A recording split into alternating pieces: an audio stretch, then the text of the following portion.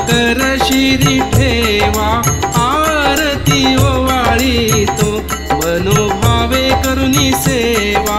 जय जय श्री शनी देवा। सूर्यसुता शनी मूर्ती तुझी आगाध कीर्ती, एकमुखे काय वर्णू शेषान चले स्फूर्ती। जय जय श्री शनी देवा। परम पूज्य विश्व चैतन्य अंधारातून प्रकाशाकडे घेऊन जाणारे महान संत आणि माझे सद्गुरू चैतन्य त्यागेश्वर महाराजांना आपण वंदन करूया। या कलियुगाचा राजा, सत्याचा सागर, सूर्यसूत, मी म्हणणाऱ्यांना पाचावर धारण करणारा, असत्याचा नाश करणारा आणि सत्याचा विजय करणारा, दंडनीयांना दंड देणारा आणि आदरणीयांचा आदर करणारा असा धर्मप्रिय, शिवप्रिय आणि तुम्हा आम्हांचा आराध्य दैवत शनिदेव यांना आपण प्रथम दंडवत नमस्कार करूया। आपण पाहत आहोत या कलियुगामध्ये प्रपंच करून परमार्थ हा कसा असावा। परमार्थ करत असताना मनाची स्थिती कशी असावी, परमार्थ या शब्दाचा अर्थ समजला असेल तर त्याची साधना कशी असावी, जर समजत नसेल तर त्याची जिज्ञासा कशी असावी, समजून घेण्याची मानसिकता कशी असावी। आपण सर्वसामान्य सांसारिक माणसं, पण जिज्ञासा नसल्यामुळं आपण प्रपंच करतो, परमार्थही करतो, पण परमार्थाचा अर्थच माहीत नाही। उगीच त्यांनी म्हणले म्हणून मी परमात्मा म्हणला, वाडवडिलांनी म्हणलं म्हणून आपण म्हणायचं, आपण म्हणतो म्हणून पुढच्यानी म्हणायचं। तो परात्मपर, तो परात्मपर म्हणजे सगळ्यांच्या पर आहे, सगळ्याच्या उपर आहे, सगळ्यांच्या अधीन आहे, पण सगळ्यांच्या वर आहे। तर त्याला कसं स्वीकारायचा, हे ज्याला कळलं त्यालाच ईश्वर कळलाय। घरामध्ये आपण साधना करत असतो, पूजा अर्चा करतो, आपण साधना करतो, पूजाला बसतो, पण घरातली आजीबाई जर खोकलत असेल, तिला जर एक ग्लासभर पाण्याची व्यवस्था जर आपण करत नसेल तर ते साधनेला अर्थ आहे का? हे त्याला परमात्मा कळला नाही।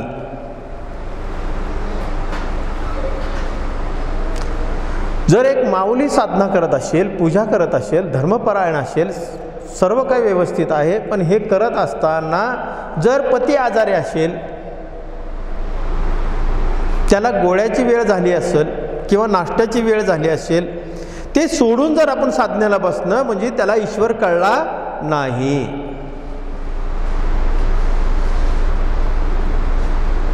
पती परायण असतो, धर्म कशात आहे आणि धर्माच्या गोडातला गूढ असा ईश्वर कशात आहे, हे दोन गोष्टी कळणं गरजेचं असतो। आपण तीर्थाटन खूप करतो, खूप ठिकाणी पळतो, एक सामुदायिकरित्या जातो, वैयक्तिक जातो, कुटुंबासह जातो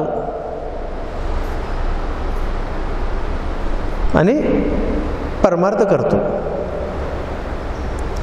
पण हे करत असताना परमात्माला जो जाणला तो स्वतःची ओळख करून घेतो। म्हणजे मी कोण आहे, माझे कर्तव्य काय आहेत, माझी जबाबदारी काय आहे, हे जेव्हा ज्यांना कळलंय मी कोण आहे, हे स्वतःची जबाबदारी स्वतःला कळल्यानंतर त्याचं आचरण शुद्ध होतो. ज्याचं आचरण शुद्ध होतो तो स्वतःमध्ये असलेला ईश्वराला जाणतो आणि अंतर्मुख होतो, बाह्य इंद्रियांना अंतर्मुख करतो. साधना करत असताना खूप लोक इथं तरी फसतात.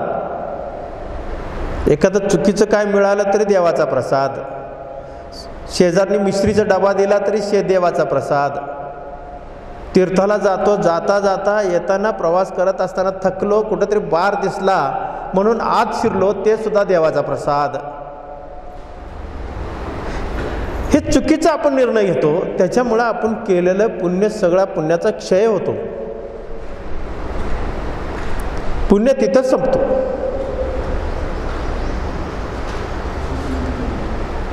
मग हे नको असेल तर अध्यात्म म्हणजे काय? अध्यात्म म्हणजे एक रसायन आहे. अध्यात्म म्हणजे तुमची काठी आहे, आधार.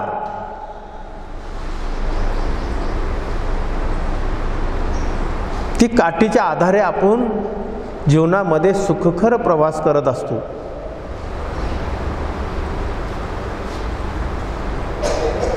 एक राजा होता. त्या राजाला खूप धर्माची गरज होती,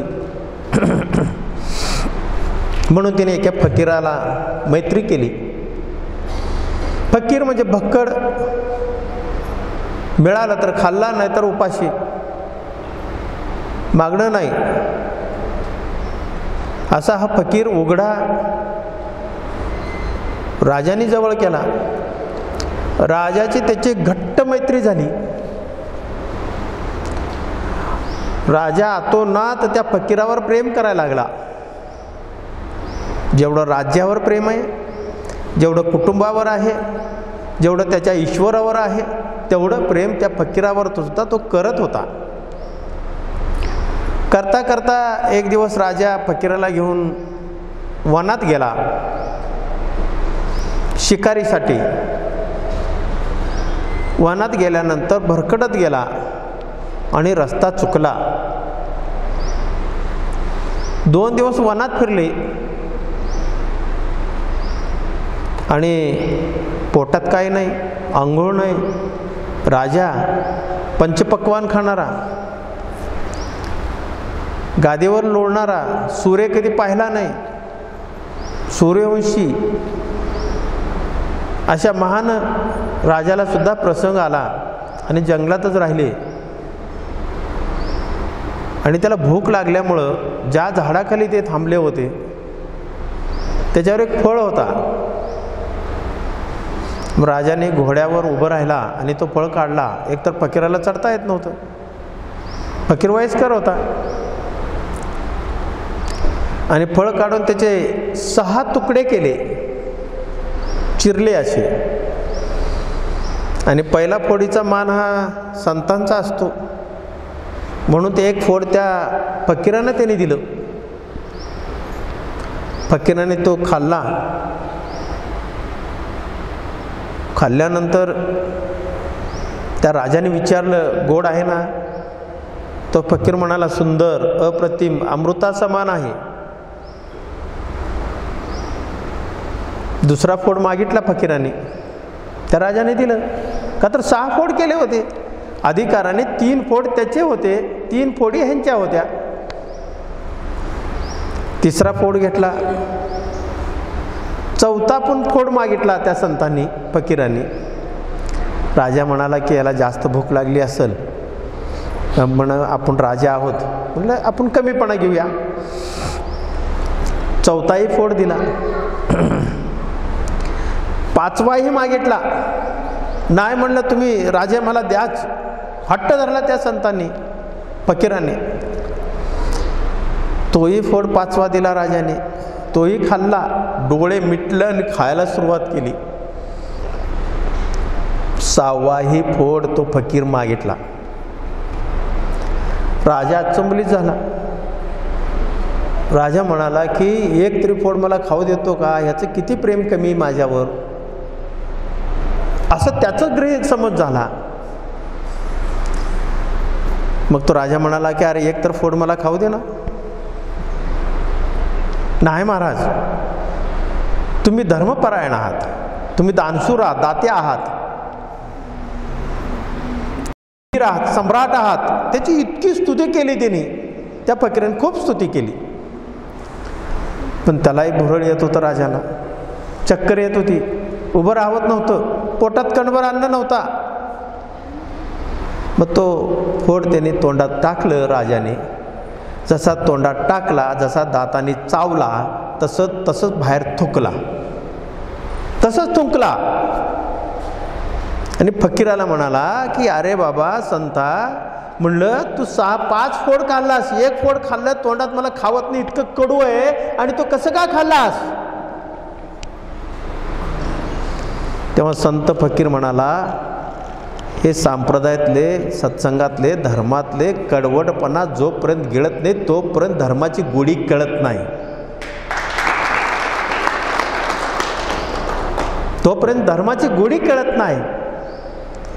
ज्याला ही गोडी कळली, ज्याला मान सन्मान करण्याची मनस्थिती तयार झाली, तो स्वतःला ओळखला, स्वतःच्या हृदयामध्ये ईश्वर आहे हे जाणला, तसं दुसऱ्याच्या हृदयामध्ये ईश्वर आहे जो जाणतो तोच परमात्मा जाणला. दुसरा कोणी परमात्मा जाणू शकणार नाही, कोणीही जाणू शकणार नाही. म्हणून सत्संग, धर्म, दान, पुण्यकर्म, प्रपंच, परमार्थ हे बोलणं सोपं आहे. ज्या पाऊलावाटावर आपण प्रवास करत असतो, प्रवास करत असताना जे काटे, दगड, गोटे पायाला लागतात, तोल जातो, बॅलन्स जातो, समतोल राखण्याचा आपण प्रयत्न करतो, जो सुखकर व्यवस्थित इच्छित ठिकाणी जातो त्यालाच धर्म कळला आहे. पाऊलवाटाने जाणं सोपं आहे, धर्म म्हणणं सोपं आहे, साधनेला बसणं सोपं आहे. तुम्ही साधनेला बसला की तुमच्या समोर मस्तपैकी एक चहाचा पेला समोर येतो डोळ्यासमोर. काय सुगंध आहे, काय मस्त आहे. मग कुणीतरी समजा कपाट उघडला तर आपल्या डोक्यात येतो, आपल्या पर्समध्ये तर कुणी हात घालत नसेल ना, मोबाईल वाजला तर माझा मोबाईल माझा कुणाचा तरी आहे, ते कुणीतरी पाहिल म्हणून लक्ष कशावर असतो, मोबाईलवर असतो का साधनेवर असतो, कशावर असतो. साधनेवर असेल, नसेल, कदाचित नसेल. तसं आपण साधना करत असतो, साधना करत असताना स्वतःवरचं नियंत्रण सुटला ती साधना नाही आहे, तो स्वतःवर नियंत्रण मिळवतं ती साधना आहे. ही साधना कशासाठी आहे, हे दाखवायचे शोपीस आहे नाही ना. म्हणून प्रपंच करत असताना परमार्थ असा करा, परमार्थ असा करा, तो ईश्वर सुद्धा खाली आला पाहिजे आपलं साधना बघायला, तो सुद्धा खाली आला पाहिजे. ईश्वर आहे तो. ईश्वर आपल्यावर मेहरबानी करत नाही, आपल्यावर उपकार करत नाही, कदापि नाही. ईश्वराला निश्चिम भक्ताची आवड असते. ईश्वराला निश्चिम भक्त पाहिजे, श्रद्धाळू पाहिजे, मायाळू पाहिजे, कनवाळू पाहिजे, प्रेमळ पाहिजे, दयावान पाहिजे, सत्यवान पाहिजे, शांतवान पाहिजे, कुलवंत पाहिजे, शीलवंत पाहिजे. देव सुद्धा अशा भक्तांचा शोध घेत असतो. पण तुमच्यापर्यंत पोचताना थोडंसं अडगळत येत नाही, पण अडगळत तुम्हाला ठेवतो आणि तुमची परीक्षा घेतो. मात्र आपण तिथं हारतो, आपण हारतो. एखाद्याची परिस्थिती जाणत नाही, एखाद्याची अडचण आली, सत्य हे परमेश्वर आहे मान्य आहे, पण ज्याला स्वयंसूचकता सुचलेला आहे, जो प्रामाणिक स्वतःशी असतो, तो ईश्वरापर्यंत पोचतो. संत एकनाथाची गोष्ट आपल्या सगळ्यांना माहिती आहे. संत एकनाथ जेव्हा काशीला निघाले, काशीवरनं पाणी घेतलं, गंगेला पाणी, काशीचं पाणी, गंगेचं पाणी तिने रामेश्वराला घालण्यासाठी कावड घेतली, निघाली, हे सगळ्यांना माहिती आहे. कुणाला हे पुराण कथा कुणाला माहीत नाही असं नाही, पण कुठल्या अँगलने ते घेत आहे, कुठल्या नजरेने ते पाहताय याच्यावर सगळं काही असतो. जेव्हा रस्त्यात येताना पायी प्रवास होता, त्यावेळेस पायी प्रवास करत असताना गाढव तिथे पडला होता. हे सगळ्याला माहिती आहे. गाढवानं त्यांनी गंगाजल पाजलं, इतरांनी त्यांना मूर्खात काढलं. ते मात्र धन्य झाले. ईश्वरा म्हणला, तू इथंच मला भेटलास, रामेश्वराला सुद्धा येऊ दिला नाहीस. अर्ध्या वाटेमध्ये येऊन तो प्राशन केलास. रामेश्वरावर मी जलपान केला आणि तो गाढव उभं राहिला. गाढव उभं राहिला. अरे बाबांनो, तुमची साधनेनं जर एखाद्याला बळ मिळत असेल तर तुमची संकोचित भावना का असावी? कुटुंबातल्या एखादा सुदृढ होत असेल, एखादा विचारात बदल करत असेल, त्याची मानसिकता बदलत असेल तर त्याला साधनेमध्ये आपण बळ दिलं पाहिजे. आपण बळ देत नाही. मी किती मोठा आहे, मी किती श्रेष्ठ आहे हे लेबल लावून आपण फिरतो, तिथं आपलं पुण्य कमी पडतं. आपण पुण्य घालवून बसतो. ज्यांनी एकनाथ महाराजांना नावं ठेवले ते तिथंच राहिले. एकनाथ महाराज आज सूर्यचंद्र असेपर्यंत तुमच्या हृदयस्थानी राहिले. मग आपल्या साधनेचं जर इतरांना जर उपयोग होत नसेल तर त्या साधनेला काही अर्थ नाही. साधना करण्याला काही अर्थ नाही. एक साधू महाराज जंगलामध्ये साधना करत होता. मागे बऱ्याच वेळा ही गोष्ट सांगितली मी. खूप मोठ्या साधना केली, खूप मोठी साधना केली तिने. अशी साधना केली की तो म्हणाला की माझी साधना हे फळली का नाही, कशावरनं माझी साधना सिद्ध आहे का नाही, कशावरनं. तो जंगलातनं उठून एका झाडाखाली रस्त्याच्या कडेला येऊन बसला आणि रस्त्याच्या कडेला बसल्यानंतर तो शांत चित्तेने बसला की दोन्हीकडे रस्ता आहे, जायचं कुणीकडे. मग ते वर काय झालं, कावळा बगळा भांडत होती. कावळ्याच्या घरट्यामध्ये बगळा तिथं अंडी ठेवत होता. मग त्याच्यावरनं भांडण चाललं. भांडता भांडता त्या दोघांचं विष्ठा त्या महाराजांच्या डोक्यावर पडला. महाराजांच्या डोक्यावर पडल्यानंतर तो रागाने वर पाहिला की एवढा मोठा साधक आहे मी, एवढी मोठी साधना केली, माझ्या साधनेचं ह्या कावळ्या बगळाला अक्कल आहे का नाही म्हणला. तो थोडं तरी कळतंय का नाही. यांनी माझ्यावर विष्ठा अडकली. असं डोळे नजरेने तिरकीने पाहिली तर कावळा बगळा जळून भस्म झाला. त्याची परीक्षा पूर्ण झाली. तो परीक्षेमध्ये पास झाला म्हणजे माझी साधना सिद्ध आहे, मी करल ते पूर्व दिशा. मग तो रस्त्याने पुढे जाता जाता गेला. एक वाडा होता. वाड्यापुढे भिक्षा मागितला. भिक्षा दे माही. ती माऊली सुपामध्ये भिक्षा घेऊन आली. भिक्षा घेऊन आल्यानंतर घरामध्ये पूर्वीच्या वाड्यामध्ये तुळशी वृंदावन मध्ये असतो आणि सगळीकडे असे खोल्या असतात, ढेळच असते, मोठा वाडा असतो.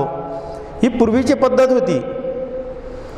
मग तो भिक्षा घेऊन येताना सुपामध्ये बाहेरनं पतिराज आतमध्ये गेले आणि बायकोला म्हणाले की अगं तांब्यावर पाणी दे. ते सूप त्या तुळशी वृंदावनावर तिथंच ठेवली ती माऊली आणि पतिराजांच्या सेवेसाठी त्यांनी तांब्याभर पाणी दिला. पाणी पायावर घेतल्यानंतर पतिराजा म्हणाले अगं पान लाव, म्हणजे जेवायला प्रसाद, मला भोजन भूक लागलेली आहे. मग त्यांनी तसाच, तिच्या लक्षात नाही आलं, ती तसंच केली. पतिराजांना भोजन दिली. भोजन देत असताना हा साधू दरवाजातनं पाहत होता. तो साधू म्हणाला की माझी सेवा सोडून मला भिक्षा न देता ती पतीची सेवा करायला लागली. त्याला राग आला. तिने परत एकदा आवाज दिला. तेव्हा त्या माऊलीनं सांगितलं जर वेळ असेल तर 10 मिनिटं थांबा, मी माझ्या पतीची सेवा करते, त्यानंतर मी तुमच्याकडे भिक्षा घेऊन येते. तर राग आला. तो तसाच थांबला आणि जेवण वगैरे झालं तरी आली नाही. पतिराजे म्हणाले की अगं बाज टाक, बाजेवर थोडंसं कांबळ टाक, कांबळ मला जरा पाय चोप, जरा मला थकवा आलेला आहे, पाय चोप, पाय दाब. ते पतीची सेवा करायला लागली, पतीला डोळा लागला, ह्याला आला राग. हा म्हणाला की मला इतकं वेळ थांबवलं, माझ्या नुसत्या नजरेने कावळा बगळा मरू शकतो, आणि हे बाईचं काय, या बाईचं काय, किरकोळ. पण बाईला आपण काहीतरी बोलल्याशिवाय जायचं नाही. पतिराजे झोपी गेले. पतिराजे झोपी गेल्यानंतर ती सूप घेतली आणि आली, आणि ती म्हणाली साधूंना, माफ करा, थोडंसं उशीर झालं तुम्हाला भिक्षा द्यायला. तेव्हा साधू महाराज म्हणाला की तू माझ्यासारख्या तपस्वी माणसाला दारापुढे थांबवलीस, याच्यापेक्षा मोठं सेवा काय. तेव्हा त्या माऊली म्हणाली, बाबा आपण तुमच्या मनात काय मला माहीत आहे, तुम्ही शाप देणार आहात, तुमच्या शापाने मरायला कमी कावळा बगळा आहे का. तुमच्या शापाने मरण्यासाठी मी कावळा बगळा आहे का. तर साधू महाराज म्हणाला, कावळा बगळा तिथं रानात जंगलात मेलेला आहे, तर ह्या बाईला कसं कळलं, ही कुठली साधना करती. तो अचंबलीत झाला. साधू महाराज हात जोडला आणि त्या माऊलीला म्हणाला की तू साधना कुठे करते. म्हणलं कावळा बगळा रानात मेलं तिथं, ते तुला कळलं कसं. ती माऊली म्हणाली, मला साधना सिद्धी विद्धी काय प्रकार मला असलं काय माहीत नाही, पती परायण आहे मी, पतीची सेवा करणं हेच माझी सिद्धी आहे. पतीची सेवा करणं ही सिद्धी आहे. तुला अधिक जर बुद्धी पाहिजे असेल, अधिक ज्ञान पाहिजे असेल, किंवा तुझ्या दडलेला न्यूनगंड जो आहे, अहंकार आहे, जाळायचा असेल, तर इथनं 7 दिवस प्रवास कर. 7व्या दिवशी संध्याकाळ होईल, तिथं थांब, तुला पुढचं ज्ञान मिळून जाईल. तो क्षण मात्र विचार केला नाही, लगेच फिरला, लगेच गेला. तो 7 दिवस झाले, 7व्या दिवशी संध्याकाळ झाली, तिथं थांबला. आणि नेमकं जिथं थांबला तिथं खाटकाची गल्ली होती. मांसाहारी एरिया होता, हा साधू होता शाकाहारी.